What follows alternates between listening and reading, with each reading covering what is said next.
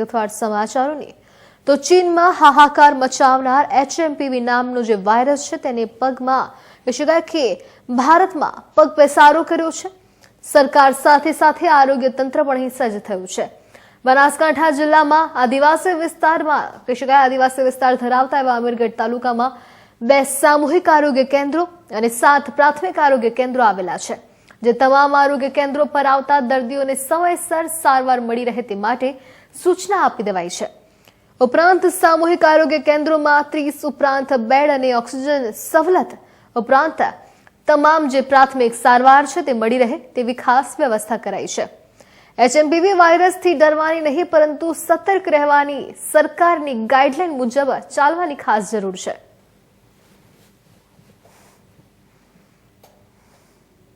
જે human મેટાનિમો virus છે HMPV વાયરસની વાત થાય છે, જેના લીધે બાળકોમાં તકલીફ પડી રહી છે, એના અંદર સામાન્ય શરદી જુખામથી લઈને ન્યુમોનિયા જેવા અસર આવે છે।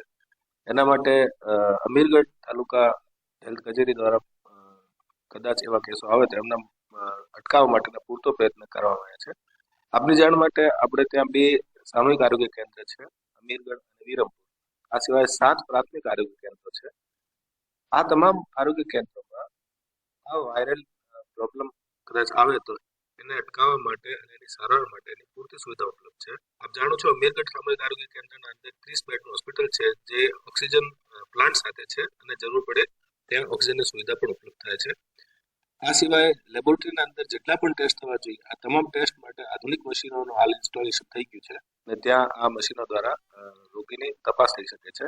વિરમપુર પણ આપણું ઇન્ટિરિયર વિસ્તારના અંદર એક સામૂહિક આરોગ્ય કેન્દ્ર છે। અગેન આ પણ 30 બેડેડ છે અને ત્યાં પણ જે પણ રેફર થઈને કોઈ પેશન્ટ પ્રાથમિક આરોગ્ય કેન્દ્રથી આવે તો એમને પણ સારવાર માટે ઓક્સિજન સાથેની તમામ સુવિધાઓ અને ડોક્ટર અવેલેબલ છે, તમામ ઇન્સ્ટ્રુમેન્ટ ઇક્વિપમેન્ટ છે।